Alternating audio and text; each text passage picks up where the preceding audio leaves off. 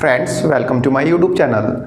Friends, urban extension road 2 यानी कि UER2, जिसे दिल्ली का तीसरा रिंग रोड भी बोला जा रहा है, इसको बनाया गया है रिंग रोड पर और आउटर रिंग रोड पर व्हीकल्स का प्रेशर कम करने के लिए।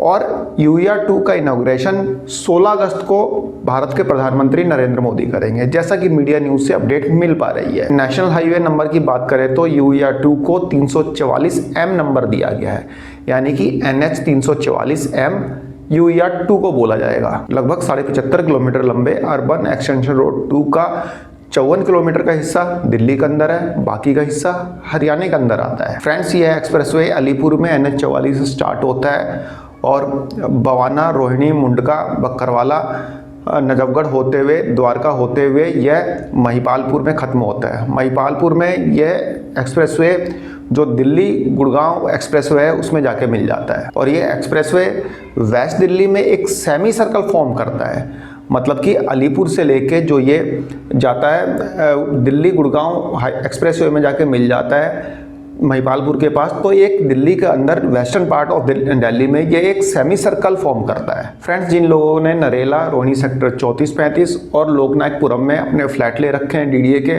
उन लोगों को यह एक्सप्रेसवे जो है यानी कि UER2 जो है एक इजी और फास्ट एक्सेस प्रोवाइड करेगा। फ्रेंड्स, इसके अलावा UER2 में 2 4 लेन वाले स्पर भी शामिल हैं, यानी उसकी ब्रांच जो है कटी हुई है। कहने का मतलब कि जो UER2 मैंने अभी आपको बताया है अलीपुर से लेके महिपालपुर तक, उसमें बवाना से एक स्पर जा रहा है जो कि आपका सोनीपत और जींद तक जाएगा। इसके अलावा एक स्पर है आपका नजफगढ़ से बहादुरगढ़ तक का। तो ये 2 स्पर भी हैं, जिसको आप कह सकते हैं UER2 की 2 ब्रांचें भी निकल रही हैं। फ्रेंड्स, UER2 द्वारका एक्सप्रेसवे को इंडिया इंटरनेशनल सेंटर के पास कनेक्ट करता है। इसके अलावा UER2 Indira Gandhi international airport को फास्ट एंड फ्री फ्लो मतलब एक कनेक्टिविटी प्रोवाइड करता है। फ्रेंड्स, ये तो हो गई अर्बन एक्सटेंशन रोड 2 की कुछ बेसिक बातें। फ्रेंड्स, जैसा कि मैंने अभी आपको बताया कि 16 अगस्त को PM मोदी इस मतलब UER2 का इनॉग्रेट करेंगे, तो इससे रिलेटेड कुछ खास बातें मैं आपको बता देता हूँ। फ्रेंड्स, कुछ इंटरेस्टिंग बातें हैं। फ्रेंड्स, सबसे पहली इंटरेस्टिंग बात तो यह है कि इस एक्सटेंशन मतलब अर्बन एक्सटेंशन रोड पे एक टोल प्लाजा है। आप देख सकते हैं टोल प्लाजा, जो कि मुंडका का जो मेट्रो स्टेशन है, मुंडका इंडस्ट्रियल एरिया का, उसके पास में ही है। तो आप बोलेंगे इसमें क्या बड़ी बात है, इसमें क्या इंटरेस्टिंग बात है। सभी एक्सप्रेसवे पे टोल प्लाजा तो होता ही है। फ्रेंड्स, ये जो टोल प्लाजा है दिल्ली का पहला टोल प्लाजा है। आप बोलेंगे बहुत सारे टोल प्लाजा तो हैं दिल्ली के अंदर, बहादुरगढ़ है, फरीदाबाद है। तो फ्रेंड्स, मैं आपको यहाँ पे जो बताना चाहता हूँ वो यह है कि दिल्ली के अंदर पहला टोल प्लाजा है। इससे पहले दिल्ली के अंदर कभी टोल प्लाजा नहीं रहा, कभी टोल टैक्स नहीं लगा। जो भी टोल लगे हैं सब बॉर्डर पे लगे हैं, लेकिन दिल्ली के अंदर ये पहला टोल प्लाजा है। और इससे भी बड़ी इंटरेस्टिंग बात यह है कि ये टोल प्लाजा इंडिया के सबसे महंगे टोल प्लाजा में से एक है। इंडिया के टॉप मोस्ट जो कॉस्टली टोल प्लाजा है उसमें से एक है। यहाँ पर टोल जो है काफ़ी ज़्यादा है। फ्रेंड्स, एक बार यहाँ पे टोल का रेट देख लेते हैं। फ्रेंड्स, देखिए टोल के रेट हैं। कार लेके जाएंगे 235 रुपये एक साइड के, जाना आना 350 रुपये। जो ये छोटी गाड़ियाँ होती है चैम्पियन वगैरह, इनके 375 रुपये और जाना आना 565 रुपये। बस का जो ये मिनी बस वगैरह होती है इनका 860 रुपये एक साइड से, जाना आना 1290 रुपये।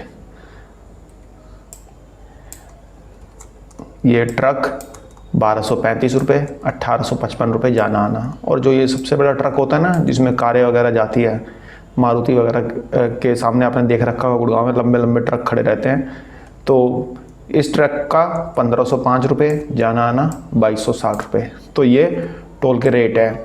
मेरे ख्याल से इंडिया के जो सबसे महंगे टोल में से एक ये टोल यहाँ का टोल टैक्स रहेगा, जो टोल प्लाजा रहेगा।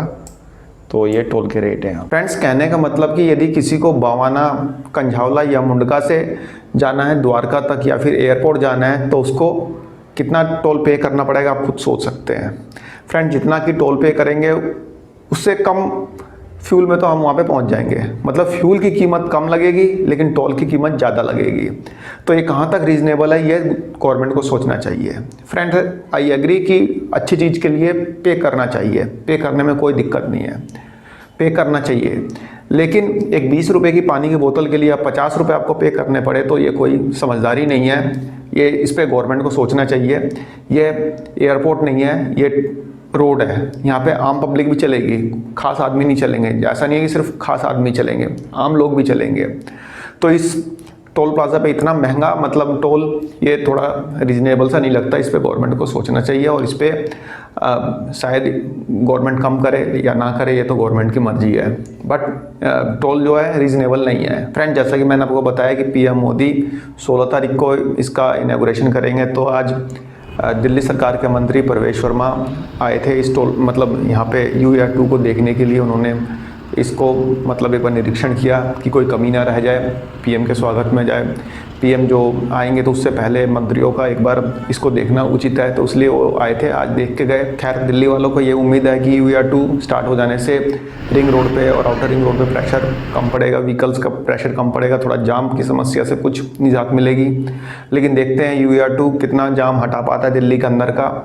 हाँ, एक चीज़ है, जो व्हीकल्स जो है चंडीगढ़ वगैरह से आते हैं और उनको जाना होता है गुड़गांव वगैरह, वो पूरा रिंग रोड या आउटर रिंग रोड पकड़ के जाते हैं, इतना लंबा रास्ता तय करते हैं। वे सीधा UER2 पकड़ेंगे, UER2 से सीधा महिपालपुर निकल जाएगा, महिपालपुर द्वारका होते हुए आपका सीधा नेशनल हाईवे नंबर 48 पे पहुंच जाएंगे और वहाँ से सीधा आगे जा सकते हैं। तो व्हीकल्स का प्रेशर तो कम होगा ही होगा, लेकिन देखते हैं क्या होता है। फिलहाल 16 तारीख को इसका इनॉग्रेशन है। आई होप आपको वीडियो पसंद आई होगी। धन्यवाद, नमस्कार।